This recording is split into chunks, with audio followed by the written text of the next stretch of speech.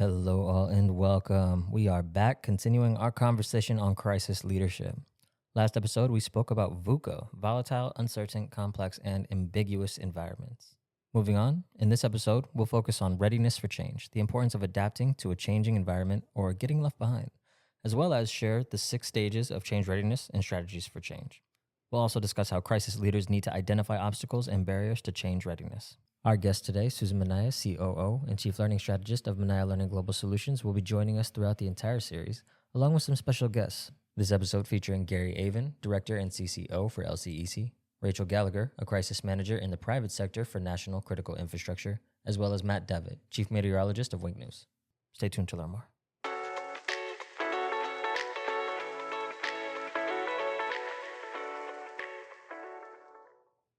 Hello, Susan. Again, welcome back. And guests, hello. Hey, Dario. So what do the audience need to know about change readiness? You know, the point now is whatever that crisis is happened. And now we have to help advance people, right? How to get them moving away from the crisis, going through this change to kind of where we'll end up in our next episode. How do you get them there? Everybody's shell-shocked. You know, we can really go to change models for this. There's so many of them, but let's just use like the 6 stages of change model that we'll use to talk about it. And the interesting thing is there's 6 stages of change. The readiness for change happens after the first 3 stages. So crisis leaders have real work to do in moving people from stage 1 through 3 to even begin moving forward, right? So let's look at the first stage is pre-contemplation. So here, crisis leaders are really making a compelling case for the change, like by getting the conversation started. What happens if we don't change? What's that going to mean to us if we stay where we are, stuck right now? Why should we want to do it? So this is where you're really trying to get people motivated to start thinking about it. The second part would be contemplation, which is stage 2, right? So here, crisis leaders really have to paint a picture of what the change might look like, right? So what happens if I don't do it? Now paint a picture for me of what is it going to look like, because now I'm still on the fence. I'm not sure if I'm buying into this or if I want to do it. This is where leadership and that visualization skill set becomes super, super important. So how is it going to look for us? And then the third stage is preparation. So here, crisis leaders need to illustrate like all the specific behaviors and the steps that's going to ensure success. And this is where many change efforts fail. Like everybody goes, okay, I'm ready to go. But then everyone's running around like uncorralled cats. They're running around everywhere. Like, everybody wants to help. Everybody's trying to do it. You know, it's like, I'll do this, I'll do that. So here, the crisis leader has to be really firm in setting up the structure and the process and the way that we're going to do the things that we have to do so that we can begin to change. Does that make sense? Yes, that makes sense. Yeah, and so the next 2 stages are called action and maintenance. And here is where people are actually moving forward. So the chrysalis becomes a butterfly, right? So yay, we've bought into it. We're going to do it. We see the value of it. We know what we're supposed to be doing. And now we're actually creating change because we're action-oriented at this time. And then here, the crisis leader really needs to be high on encouragement, constant communication and messaging about what's going on, about the change, what's critical to it, the adoption, and even the calibration of it as we go forward. Because oftentimes we do things, but maybe it's not working the way we thought. So we have to be ready as crisis leaders and change leaders to be able to really calibrate in the moment and see quickly when things are not working as planned, and then being able to make tweaks to the plan, if you will, and the process. And then the last stage it's called termination. And this is where crisis leaders don't want to go.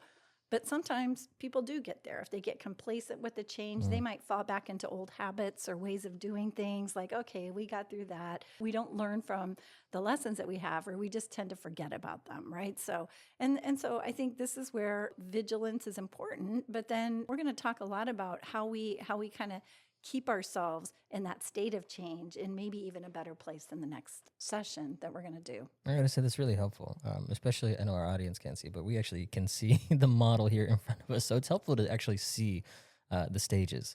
So we might put this up in the video version on YouTube. Yeah.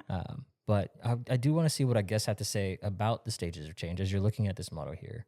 Gary, I did want to come over to you now Given your crisis leadership experience, what insights do you have about the model in practice with your organization? Yeah, and if you look at the 6 stages of change models that we're talking through, change is inevitable, right? And our ability to adapt to change and be able to accept the change and move through the model, there's no checkpoint when you're going through this, right? Right, You really right. don't know when it starts happening, but you do recognize when action starts happening, right? When the maintenance of it starts occurring. We've changed and we've had to because what we learned is no longer the norm because of severity of each crisis. Hmm. There's no crisis is the same. And the ability to model and go through the stages as a leader, you sit back and watch, and you'll see somebody come in one day where they're in the stages of, I'm not ready for this. I don't know what I need. I'm not ready. Then one day they come in, action kicks in. All right, I'm ready to tackle this. I've changed. I'm ready to move through this. And as a leader, sometimes you have to be able to identify those in your team who are taking longer to move or get things done, pull them aside, or sometimes even pick them out in the group and start asking them questions to get their wheels spinning and get that Mm. momentum going. And even at the last part, not necessarily termination, but sometimes you do have to move someone out of their responsibility and put someone else to get the work done. Not saying they failed, but maybe they need a reset or restart. Yeah, because you think about it, I mean, there's crisis and then there's crisis. One thing is, guess what? I don't have power. Yeah, Another one is, oh, 18 hours ago I had a house and now my house is yeah, completely yeah, gone. yeah. It's It is nowhere to be seen. I don't even have a foundation yeah, to stand on. we've It's had that here. Yeah, it's amazing. Yeah, but you're right. People have to be ready. But I liked what you said about going, where they just can't get there, and it's okay to kind of switch it. Your players, right? Doesn't mean they're sort of done. Kind of get through it. They yeah. need more time, so give them more time and let Yeah. someone else step in who can help you I use through there. sports analogy. Sometimes you got to go in your bullpen, pull out that pitcher, and sit the other one down for a bit. Let them calm down. Let them heal whatever is needed, and have a good bench strength. You got to have that. Yeah, Okay, great. Thank you for sharing on that. yeah, that was great. Thank you. All right, Susan, I do want to jump back over to you, right? So now we understand the stages. What are barriers to change that crisis leaders need to be mindful of? Oh, there's so many barriers. Aren't there always? There's so many barriers, because why change is hard, right? Change is That's what hard. we It's always always, say. but XYZ, XYZ. Uh, Always that something. I think more so in crisis because of the emotional, physical, and psychological impacts that the crisis has. So it's not just like, well, I'm going to diet and change my eating habits or something like that. These are things that have more broader implications on our overall emotional and physical and psychological well-being. As we described in our first segment, crisis is a temporary situation, right? So, Yeah. keeping that in mind, it has a huge impact on us because we may not be safe. We may not have resources, water, for example, or shelter. We may not have access to things like gas or the banking systems to get money out so we can get things that we need. We may not have our friends or family anymore because we've lost them during a catastrophic event, or they may not be around or something, or our marriage, or, it's changed and everything is not the same. So now how do I go on living, Mm. right? So, or our community or that beautiful garden I spent so much time creating is now gone. I took 5 years and now it looks like toothpicks out there. So, these are significant impacts that people really have to navigate in crisis. And, crisis leaders really need to be vigilant about employee behaviors and symptoms. You have to be watchful. We've had employees whose homes were washed away, or who Right. had to swim in the middle of the storm from one home to another to get to higher ground. Here they are back at work, understanding, following the plan, but yet their minds aren't there yet to move through everything. And you, as a leader, have that responsibility to identify who these people are, ask on them as needed, but also pull them aside to see what is it that they need. Because Right. again, you can't take care of your professional responsibilities when your personal needs aren't met, right? So Correct. sometimes just pulling someone aside and you're finding out, well, my wife's home and there's no running water, or we don't have food, or some of the simple things. Well, you know what? Before you leave today, pass by the tent where there's food given out. Make sure you bring food to your home. Here's a case of water. Do you need gas for your generator? So it's Mhm. understanding that moving through these stages of change, recognizing where people are having a hard time moving on or moving forward to help the organization, where you could pull them away from their responsibilities, take small steps, or have our human resource community outreach group work with EAP. Mhm. You never Definitely. understand the importance of counseling to help people through things, especially during a crisis situation. And once you're able to regroup, re home in on our responsibilities and help them with their home front, next thing you know, change happens easily through that. But don't do this alone. Don't ask for help. I always tell employees, I don't know what you're going through or what you need unless you tell me. Mm. Do I see the signs and do I need to ask? Of course. But a lot of my focus here has been on the employee, realizing our community is going through that and all the other resources that are needed out there to help our membership through the crisis. And from a community perspective, crisis leaders need to be vigilant about keeping people in a cooperative and a patient place, that so as they wait for their change to occur, right? So let's Mm. take weather incidences or things like that. Going through a hurricane or after a tornado comes, people get really aggressive, right? They're going to be the first person in line for the gas, or they're going to go grab all the water and buy everything off the shelf instead of, leaving some for other people. We've seen this play out, and Yeah. and it's just that survival mode that kicks in, right? And everyone. And so it's like the community crisis leaders have a really huge role, I think, to play in this particular area, or like where to go to get gas or where to go and get water or things like that, being informative. Yeah. So some of the key symptoms I think crisis leaders should look for are lack of clarity, which crisis leaders can offset with clear and honest communication. So if they don't know the answer, they're not going to make it up, right? Mhm. But you also have to be clear that you may not have the answers now, but we're working on it. Let people understand kind of where you are in the process. And we talked about that in an earlier session. Yeah, there'll be meetings. I remember, so we had a dedicated hurricane team at my last job because we're headquartered in Florida. You should have a dedicated hurricane team. And then we were having an event. It was pre-planned, but it was something that we had not prepared a plan, a written plan for. And I'm like, well, we already have the team. We'll just call them in. And I remember telling my leadership, hey, this is what we're doing. We're calling in the team. And they're like, well, that's a lot of people. I'm like, yeah, it's a big team. There's a lot of us. And they're like, oh, I don't think everyone needs to know. I'm like, yeah, everyone needs to know at the same time so that they can give their insight and also have knowledge so they can do what they need to do, because we all have jobs to do here. Mm. And it was funny because they were trying to keep it so hush hush. And I go into the lunchroom and I just hear it's the only thing everyone is talking about. Everyone, every employee, they all know this is not like news to anyone. Right. So there's often this disconnect of, we have to keep this in this like trusted circle. There are some things, yes, you should keep in that circle. But information that people need to make decisions and to have an awareness, no, everyone needs to know at the exact same time. Yeah, because I think people sense things too, right? And so in the absence of not really being told, you make up your own stories. And then that's not a good thing. Absolutely. Well, and then you run into, Then you lose trust because I don't trust you. yes. The other one they have to look at is really change fatigue. So what happens when crisis leaders try to push too hard or too fast?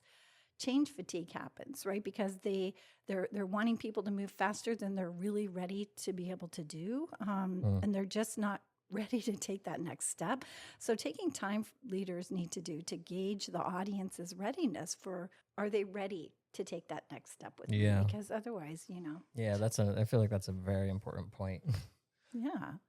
And I think, the waning commitment and burnout are really huge. Like, okay, we were all on board, at stage 4. And now it's like, I don't know, I'm just like tired of it, So here, crisis leaders should focus on quick wins and updates, right? So you're always needing to inspire, keep people feeling like, you are making progress, you are moving ahead, and giving updates on it. And then to help other people feel the progress too. So as a crisis leader, you just don't get to hear all the great things that are happening. You have to cascade those wonderful positive things down to everyone so they feel like progress is being made.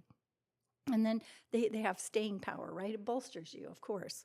And then I think that crisis leadership is extremely demanding, and it requires constant pulsing of the employees, the organization, and even the community, and being able to respond to it in ways that keep people moving forward. I guess the word that comes to mind for me is really vigilance at this point. Yeah, when you talk about extremely demanding, yeah, wow, that's a lot for crisis leaders to manage. Jeez. No, it is. Matt, I wanted to come to you. So can you share an example of barriers to change that you, as a crisis leader, had to navigate? Sure.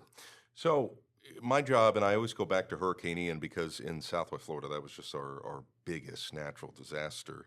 My job as a meteorologist, it's very simple. It is to not only tell people what the weather's going to be in a given day, but when the weather takes a turn for the worse, it is to protect them and to prevent loss of life. And the unfortunate reality with Ian is it was the deadliest Florida hurricane since 1935. Oh. We had over 150 people across the state that lost their lives. So with my job being to prevent loss of life, it motivates you to want to do better, but also motivates you to want to change what's working, what's not working.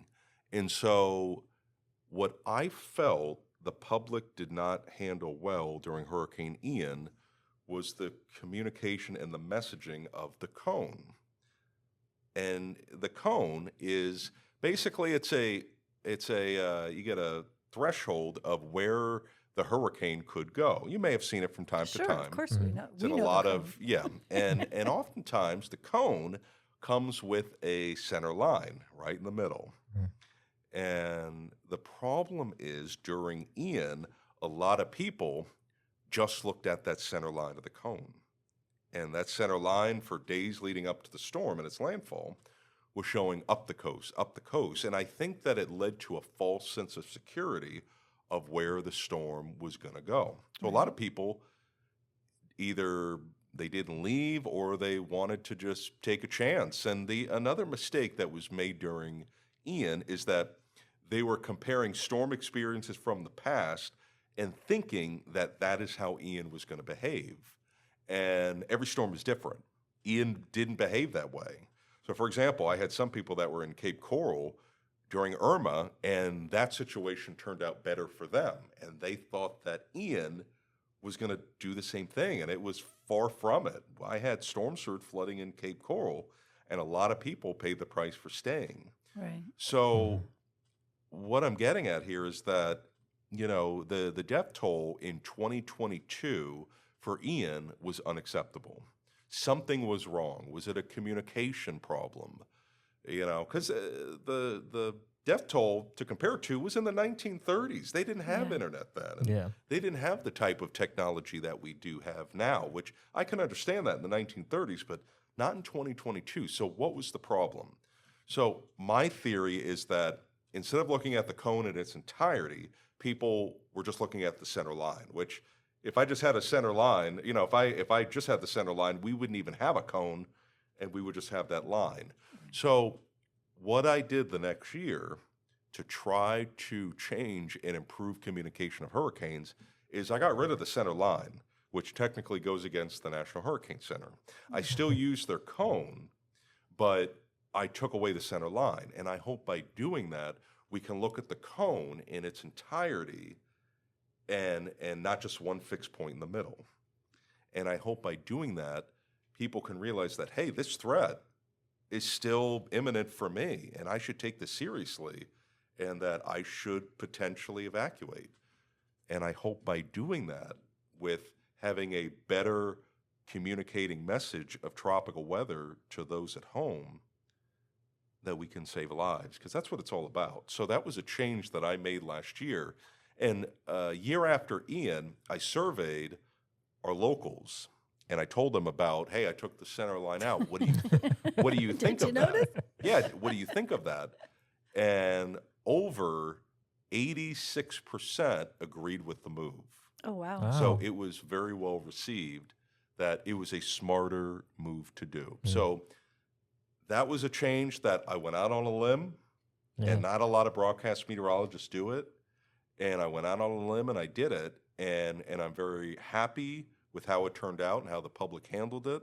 But it was a clear and evident problem that there was a high death toll with Ian. Something was wrong. And I think communication was part of it. And people who didn't leave, most of the people who died in Ian, it was drowning of our population groups in their 60s, 70s, and 80s. Yeah. And they didn't leave. They stayed. So, was it stubbornness or did they think that the hurricane was going to go up the coast? It motivates me to want to do more. And that's why the next year in 2023, I took out the center line. And I hope by doing that change will educate people to look at the cone in its entirety. More holistically. Yeah. Exactly. And see like really, it's a big broad brush of risk here. Yeah. Yeah, instead of just one fixed point in the middle, Yeah. which, that fluctuates all the time. So your station supported you with that? They They did. And then did the Hurricane Center call you? No, National Hurricane Center, they sometimes will like to take their steady time with things. So Yes. they So we're might waiting to change see. it in the future, but for now, they're going to stay the course and do So the their National thing. Hurricane Center and the National Weather Service actually hired social scientists to help them communicate risk better. And they've been doing studies over the last, I want to say like 5-10 years that have been fascinating. And it's how they're changing models, going from deterministic forecasting to this is what will happen to probability or probabilistic forecasting. So now you'll actually notice, and I told some people about this last year and they're like, oh, I saw it on the news. They'll show the cone, but then they'll show the probability model. Mm-hmm. And then there are other storms like Hurricane Ian, or even there was a bad one last year in the Pacific called Otis, Yes. where that one went even outside of the cone Wow. and hit Acapulco, Mexico as a Category 5. Yes. Oh, that's right, So I can't take that chance though. Yeah. So my theme here is that I felt like taking the center line of the cone was a better messaging approach. Yeah. And you have data to back it up that the people approve. They liked it, yeah. So, but that was a change that I stand by and I'm very happy with. Well, that's great. Yeah. And it's nice that, you say that because a lot of people did stay. And I think that's where you have barriers to change. People are like, we've been here always, we've never leave. We don't do it, So it's like, I could see where that would be one of And those barriers to change. Yeah. I have Until been, you experience storm surge. Oh, yeah. And then you have a different perspective. I have been through multiple hurricanes and tropical storms. I've been tracking these things since I was a little kid, and you can never trust them. No. Yeah.